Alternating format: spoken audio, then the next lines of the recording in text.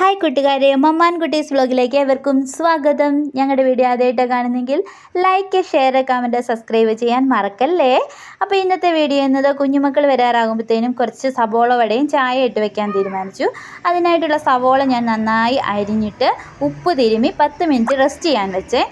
അത് ആ സമയമാകുമ്പോഴത്തേനും സവോളയുടെ നീരൊക്കെ ഇങ്ങനെ ഇറങ്ങി നല്ല രീതിയിലാകും. അതിലേക്ക് ഇഞ്ചി, പച്ചമുളക്, കറിവേപ്പില, കുറച്ച് മൈദമാവ് വെക്കാൻ നന്നായി ഇളക്കി ഈ പരുവാക്കി ഇങ്ങനെ നമുക്ക് എടുത്തിട്ട് പരത്താനുള്ള പരുവാകണം. അത് മാറ്റി വെച്ചിട്ട് ഞാൻ സ്വല്പം കഞ്ഞി കുടിക്കാമെന്ന് വിചാരിച്ചു.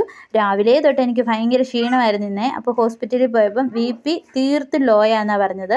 അങ്ങനെ കഞ്ഞി കുടിയൊക്കെ കഴിഞ്ഞു. കഞ്ഞി ഞാൻ അച്ചാർ കൂട്ടിയാണ് കുടിച്ചത്. വറമാങ്ങ അച്ചാർ, വറനാരങ്ങ അച്ചാർ, ഇതൊക്കെ എൻ്റെ കയ്യിൽ സ്റ്റോക്കുണ്ട്. എൻ്റെ കടയിൽ വരുമ്പോൾ എനിക്ക് എൻ്റെ ആങ്ങളച്ചേട്ടയെ കൊണ്ട് തരുന്നതാണ്. എനിക്കും കുഞ്ഞുങ്ങൾക്കും ഭയങ്കര ഇഷ്ടമായതുകൊണ്ട് കടയിൽ വരുന്നതേ കൊണ്ട് തരും. അപ്പോഴത്തേനും കുഞ്ഞുമക്കൾ വരാറായി. അന്നേരത്തേനും ഞാൻ സവോള വട